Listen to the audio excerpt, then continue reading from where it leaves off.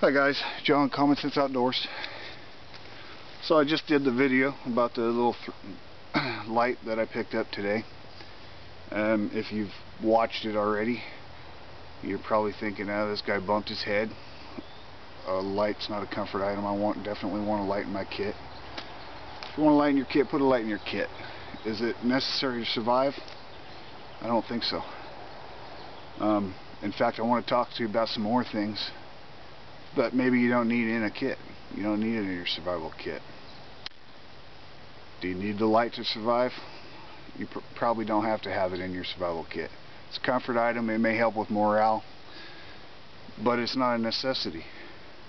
Another thing that I see a lot of people using or putting in their kits is water purification tablets. I have them. I put them in my knife kit.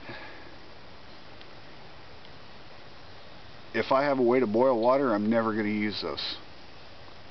Water purification tablets are not a long-term solution. So if they're not a long-term solution, there's something wrong with them. So why do I want them the first time? You know, I don't take aspirin, Tylenol, medications unless I'm about to die, basically. I don't take any of it. So if I can boil the water tabs are never getting used. So maybe you don't need those. I see a lot of people put tweezers in a kit. If I can't get it out with my knife, I'd rather have a needle and a safety pin than a pair of tweezers. There's nothing I can't get out with a needle or a safety pin or my knife that I need tweezers for. That's taking up space in my kit. I could have something more useful.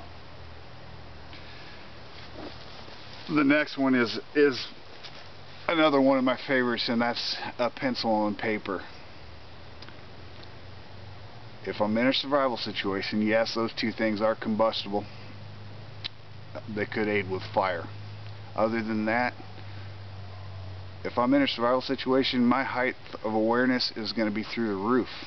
I'm going to be able to tell you everything that around me. I don't need to write down notes to remember where the water is. I definitely don't need something to write my last words down, because I'm not going to die. And it's you know, granted, the paper doesn't take up much room, but neither does flagging ribbon. So how much flagging ribbon could I put in there instead of that piece of paper? Because flagging ribbon is something that's useful, and maybe we'll talk about that down the road. On the same lines as tweezers, I've seen people put in toothpicks or talk about the toothpick in their Swiss Army knife. I'm in a forest full of toothpicks. Okay, now I do have a fishing kit that has 2 toothpicks in it, and that is what completes and makes my cork bobbers. And that's a convenience part of that kit, having that kit with you, and it makes it easy to put that bobber together, and your line stays on the line, fishing line, where you want it to. Could I find a stick or a twig in the woods to replace that toothpick? Absolutely. I don't need to pack toothpicks in a survival kit.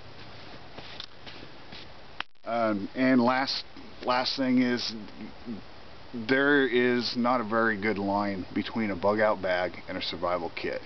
And so many people are jumping back and forth across that line that it's very confusing on what you should have in a survival kit and what you should have in a bug out bag.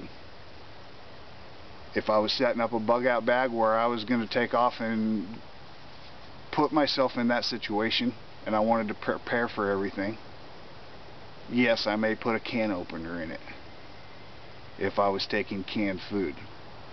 Survival situation and a wilderness survival kit, I'm not going to stumble across any canned food in the woods.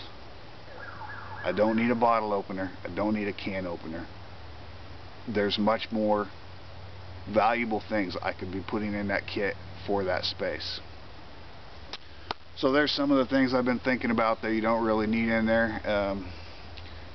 I'll probably get just as many dislikes as I will likes off of this one, so like it or not, let me know. Like, comment, subscribe. Thanks for watching. More videos coming to you soon.